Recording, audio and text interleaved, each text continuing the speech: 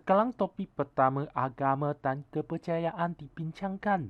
Agama adalah suatu sistem perkhidmatan, anutan, keimanan dan penyembahan terhadap Tuhan. Kepercayaan adalah pegangan yang diyakini dapat menjadi panduan dalam kehidupan. Masyarakat kerajaan alam Melayu memilih agama dan kepercayaan untuk mendapat panduan dalam kehidupan seharian mereka. Pemerintah kerajaan alam Melayu berperanan penting untuk memastikan perkukuhan dan kelangsungan agama dalam kerajaannya. Sekarang kepercayaan awal dibincangkan. Animism dan dynamism diamalkan pada peringkat awal. Mengenai animism adalah kepercayaan percaya bahawa setiap makhluk, hidupan dan tumbuhan memiliki roh dan semangat. Ia berkait dengan kepercayaan terhadap makhluk halus dan penyembahan kepada roh nenek moyang yang telah meninggal dunia yang dipanggil hyang. Penyembahan roh nenek moyang penting untuk memastikan keluarga yang masih hidup mendapat kebaikan atau menghindar kesusahan di dunia. Mengenai dinamisme, setiap benda dan makhluk dianggap mempunyai semangat atau makna. Contohnya, upacara pemujaan semangat tanaman dilakukan agar mendapat hasil tanaman yang subur dan banyak. Sekarang penyebaran agama Hindu, Buddha dan Islam sebelum abad ke-15 dibincangkan.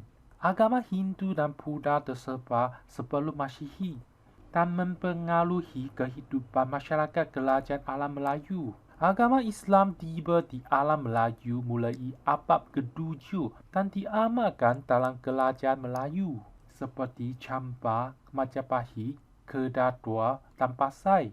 Selepas memeluk Islam, sistem pemerintahan, bahasa, persuratan dan seni bina yang mendapat pengaruh budaya Hindu dan Buddha masing diamalkan dan disesuaikan dengan agama Islam. Agama Hindu, Buddha dan Islam tersebar ke alam Melayu berkait rapat dengan 3 faktor utama, iaitu peranan mubalik, pemerintah dan perkembangan perdagangan antara bangsa. Yang berikut adalah penyebaran agama Hindu, Buddha dan Islam ke alam Melayu sebelum abad ke-15. Agama Hindu berasas dari India dan disebar ke Kedah Tua dan Karnataka. Agama Buddha berasas dari India dan Sri Lanka, disebar ke Funan, Champa dan Angkor. Agama Islam berasas dari Arab dan disebar ke Champa, Majapahit, Kedah Tua dan Pasai.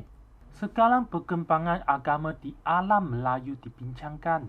Mengenai perkembangan agama di kerajaan Funan, agama Hindu dan Buddha tersebar pada abad pertama. Raja Funan yang mengambil peranan besar terhadap perkembangan agama Buddha dan utamanya Fan Shiman. Contoh candi Buddha tinggalan ialah candi Golketi. Mengenai perkembangan agama di kerajaan Champa, agama Hindu tersebar sejak abad keempat ketika pemerintahan Pradawaman. Pradawaman mendirikan candi Hindu di Lembah Misan dan candi Hindu di Ponnaga. Agama Buddha tersebar ke Champa, buktinya adalah penemuan candi Tongdong.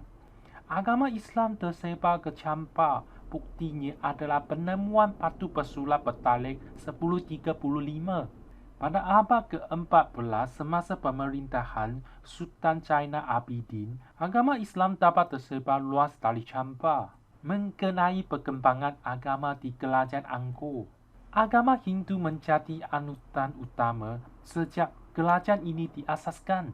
Candi Hindu yang termasyhur di kerajaan Angkor ialah Angkor Wat. Peranan agama Hindu yang sebagai agama utama diambil alih oleh agama Buddha semasa pemerintahan Jayawarman ke-7 pada abad ke-12.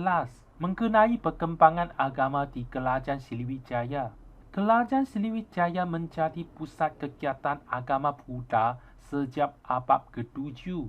Seorang pendetak Buddha, I Ching, dari China pernah datang ke Sriwijaya untuk mempelajari bahasa Sanskrit dan menterjemahkan kitab-kitab agama Buddha.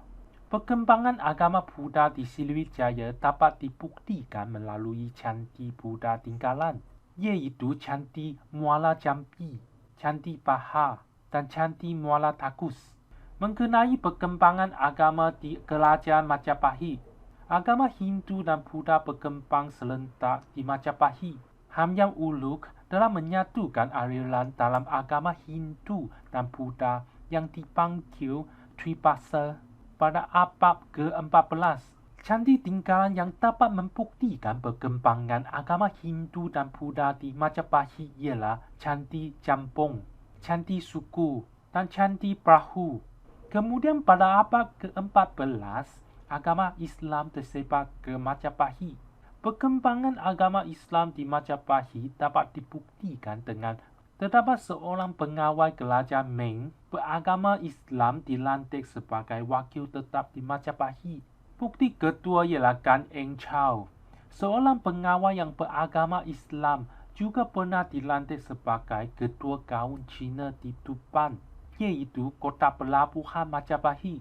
Setelah kerajaan Majapahit luntur, kerajaan Demak muncul dan menjadi pusat pengkajian agama Islam terbesar di Jawa pada abad ke-16. Mengenai perkembangan agama di Kerajaan Kedah II, pada abad ke-5 agama Buddha tersebar ke Kedah II. Agama Hindu tersebar kemudiannya. Pada abad ke-12 agama Islam tersebar ke Kedah II. Pada tahun 1136, pemerintah Kedah II yang ke-9, iaitu Maharaja Deparaja kedua, memeluk agama Islam dan menggunakan gelaran Sultan Muzaffar Shah pertama.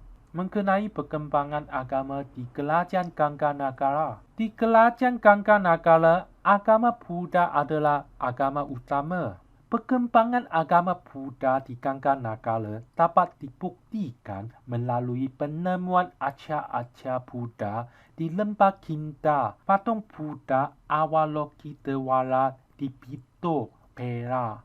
Arca-arca Buddha ini bertarikh abad ke-6 hingga ke-9 Masyihi.